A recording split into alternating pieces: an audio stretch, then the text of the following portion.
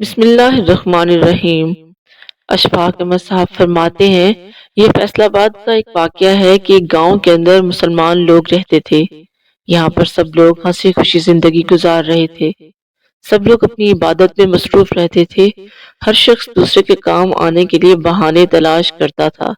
خدا نخواستہ جب کوئی بیمار ہو جاتا تو سارے گاؤں والے اس کے گھر کے اور کھیت کے کام کاج کرتے اور اس کی مالی مدد بھی کرتے، حتیٰ کہ اسے یہ محسوس نہ ہوتا کہ یہ گاؤں والے ہیں یا اس کے اپنے عزیز و اقارب، اور اس گاؤں پر اللہ تعالیٰ کی رحمت برستی تھی۔ اس پورے گاؤں کے اندر صرف ایک گھرانہ عیسائی تھا۔ یہ گھرانہ یہاں پر کافی عرصے سے رہ رہا تھا۔ اس عیسائی گھرانے کی تقریباً 3 پیڑھیاں یعنی 3 نسلیں یہاں گزر چکی تھیں۔ ایک مرتبہ اس گھر کے اندر ایک بزرگ آدمی کا وقت نزا قریب آ گیا۔ جب گاؤں کے لوگوں کو پتہ چلا کہ اس آدمی کا وقت نزا قریب آ چکا ہے تو ایک نیک بزرگ جو کہ امام مسجد بھی تھے اور حاجی صاحب بھی، انہوں نے اپنے ساتھ کچھ معزز لوگوں کو اکٹھا کیا اور ان سے کہنے لگے کہ عیسائی گھرانے کے بزرگ کا وقت نزا قریب ہے، ہمیں چاہیے اس کے پاس جا کر اسلام کی دعوت دیں، کیا پتہ وہ مرنے سے پہلے اسلام قبول کر لے۔ جب بزرگ کی بات دوسرے لوگوں نے سنی تو انہوں نے بھی حامی بھر لی اور کہا کہ آپ ٹھیک فرما رہے ہیں، ہمیں جا کر اس عیسائی بزرگ کو اسلام کی دعوت دینی چاہیے، کیا پتہ یہ مرنے سے پہلے اسلام کی دعوت قبول کر لے۔ اگر اس نے اسلام کی دعوت قبول کر لی تو انشاءاللہ تعالی اللہ تعالی ہم سب کی مغفرت فرمائے گا، کیا پتہ ہماری یہ چھوٹی سی نیکی ہماری دنیا اور آخرت کو سنوارنے کے لیے کافی ہو جائے۔ ان میں سے ایک شخص بولا کہ میں تو کہتا ہوں کہ اس کی طرف نہ ہی جائیں۔ جس بندے کو ساری زندگی اپنی اصلاح کی پرواہ نہ ہو، ہم اس کی اصلاح کیوں کریں، اور کیا پتہ وہ ہماری بات مانے یا نہ مانے۔ اگر اس نے ہماری بات نہ مانی تو ہمارے پلے کیا رہ جائے گا۔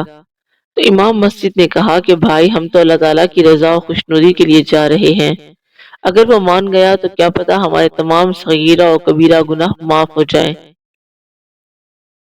اور ہم بخشے جائیں، اور اگر خدا نخواستہ یہ عیسائی نہ مانا تو ہم سب خاموشی سے اٹھ کر اپنے گھر آ جائیں گے، اس سے اللہ تو ہم پر راضی ہو ہی جائے گا۔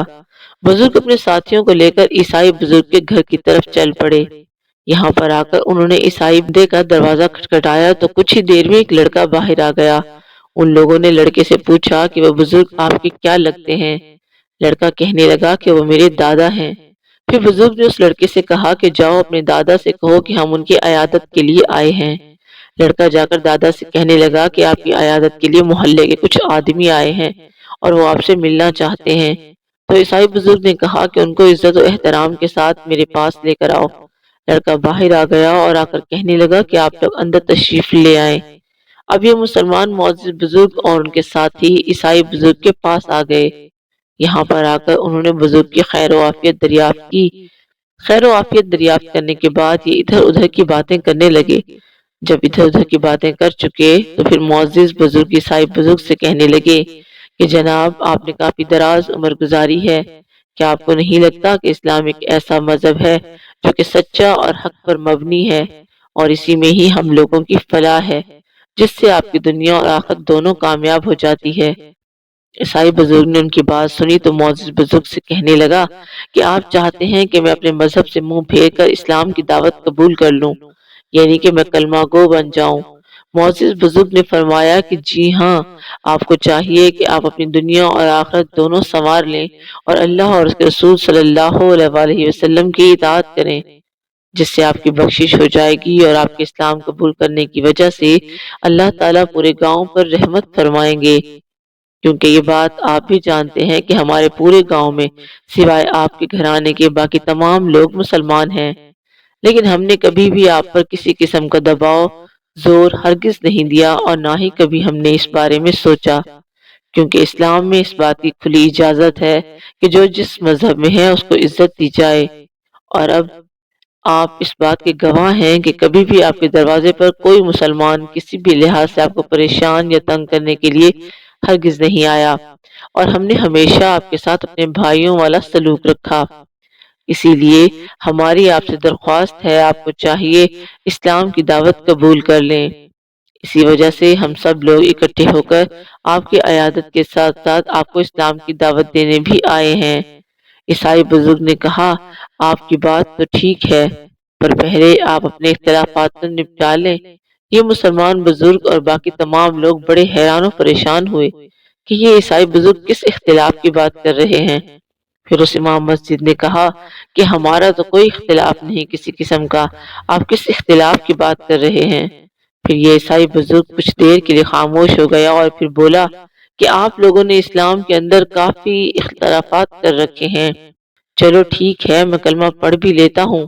کلمہ پڑھنے کے بعد کوئی کہے گا کہ بریلوی بن جاؤ، اور کوئی کہے گا دیوبند بن جاؤ، اور اس کے بعد کوئی کہے گا اہل حدیث بن جاؤ، تو کوئی کہے گا کہ اگر تم نے سیدھا جنت میں جانا ہے تو اہل سنت کے مذہب کو اختیار کرو۔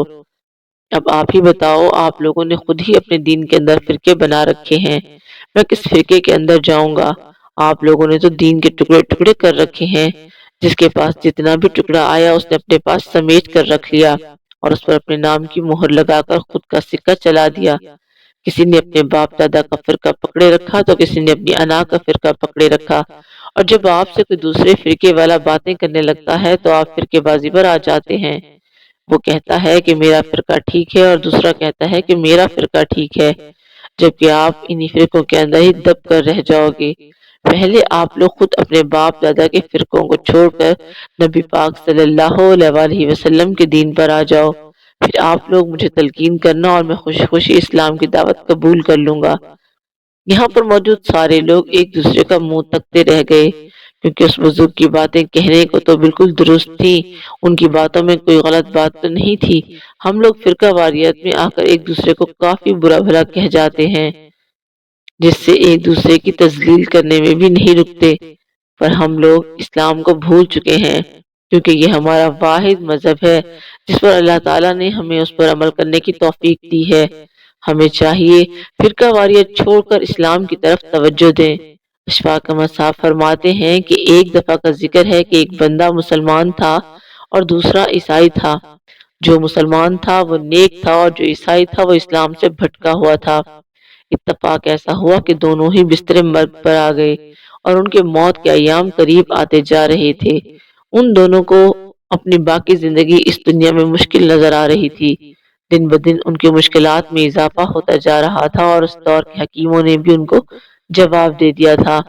جو مسلمان بندہ تھا یہ کافی پختہ یقین کا مالک تھا اور اس کو اللہ تعالیٰ پر پورا بھروسہ تھا کہ وہ ان کے لیے جو بھی کریں گے بہتر کریں گے۔ جو عیسائی بندہ تھا وہ بھٹکا ہوا تھا، یہ پوری طرح سے اسلامی مذہب سے دور تھا اور نہ ہی اسلام کے متعلق اتنا علم رکھتا تھا۔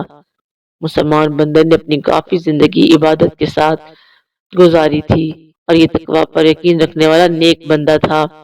جب اس پر مشکلات آتی تو یہ اللہ تعالیٰ سے مدد مانگتا اور اس کی ہر مشکل دور ہو جاتی تھی۔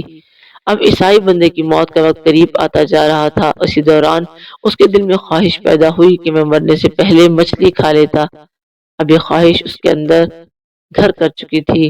یہ اسی سوچ بچار میں تھا تو اسی دوران اللہ تعالیٰ نے فرشتے سے فرمایا کہ جاؤ اس کے گھر کے تالاب کے اندر ایک مچھلی ڈال دو۔ فرشتہ اسی وقت آیا اور آ کر اس کے گھر کے تالاب میں مچھلی ڈال دی۔ جب اس آدمی کو پتا چلا کہ اس کے گھر کے تالاب کے اندر ایک مچھلی چھلانگے مار رہی ہے تو اس طرح اس کی آخری خواہش بھی پوری ہو گئی۔ اب جو مسلمان بندہ بستر مرگ پر تھا اور اس کی موت کے دن قریب آتے جا رہے تھے، اس کے دل میں خواہش پیدا ہوئی کہ مجھے زیتون کا تیل میسر ہو جائے۔ اس کے گھر کی الماری کے اندر کچھ مقدار میں زیتون کا تیل بچا ہوا رکھا تھا۔ اللہ تعالیٰ نے فرشتے سے کہا کہ جاؤ اس کی الماری کے اندر جو زیتون بچا ہوا رکھا ہے اسے جا کر گرا دو۔ فرشتے نے جا کر تیل گرا دیا۔ اب فرشتہ واپس اللہ کے پاس آیا اور کہا اللہ تعالیٰ سے عرض کرنے لگا، اے پروردگار، آپ کا حکم لوگوں کی آسانی کے لیے ہوتا ہے، اب آپ ہی بتا دیں کہ اس میں کیا مصلحت تھی تاکہ انسانیت کو سبق مل جائے۔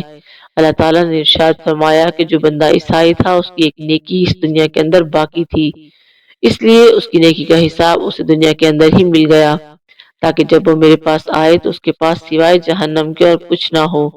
اور جو مسلمان تھا اس کی ایک کوتاہی اس کے دامن پر باقی تھی، اس لیے میں نے چاہا کہ اس کی خواہش ٹوٹے اور وہ اس پر صبر کرے، اور جب وہ میرے پاس آئے تو اس کے پاس سوائے جنت کے اور کچھ نہ ہو۔ اشفاق احمد صاحب فرماتے ہیں کہ یقیناً جو بھی کام آپ کے ساتھ ہوتا ہے اس میں کوئی نہ کوئی مصلحت ہوتی ہے۔ آپ لوگ ایسے پریشان ہو جاتے ہیں جیسے آپ پر مصیبتوں کے پہاڑ ٹوٹ گئے ہوں۔ جب کوئی بھی مصیبت آپ پر آتی ہے تو اس میں آپ کو صبر کرنا چاہیے، کیونکہ یہی تو آپ کی آزمائش ہوتی ہے، اور آپ اس آزمائش میں کامیاب ہو جاتے ہیں تو آپ اپنے آپ کو دنیا اور آخرت دونوں میں بہتر مقام دلا سکتے ہیں۔ اشفاق احمد صاحب فرماتے ہیں کہ میری والدہ صاحبہ کہا کرتی تھی، اگر لوگوں کو پتہ چل جائے کہ ان پر آنے والی بیماری یا مصیبتیں انہی لوگوں کے لیے کس قدر فائدہ مند ہیں، تو یہ لوگ اللہ تعالیٰ سے شفا کی بجائے بیماری، خوشیوں کی بجائے غم مانگتے، کیونکہ جب بھی انسان پر کوئی دکھ، درد، تکلیف، بیماری، پریشانی اللہ تعالیٰ کی طرف سے آتی ہے، اس انسان کے گناہ جھڑ جاتے ہیں، اس کے درجات بلند ہو جاتے ہیں۔ اگر بیماری، پریشانیاں، دکھ، درد، تکلیفیں، مصائب اتنی ہی بری چیزیں ہوتی تو اللہ تعالیٰ کبھی بھی اپنے پیاروں یعنی کہ اپنے انبیاء کرام، پیغمبروں پر ہرگز نازل نہ فرماتے۔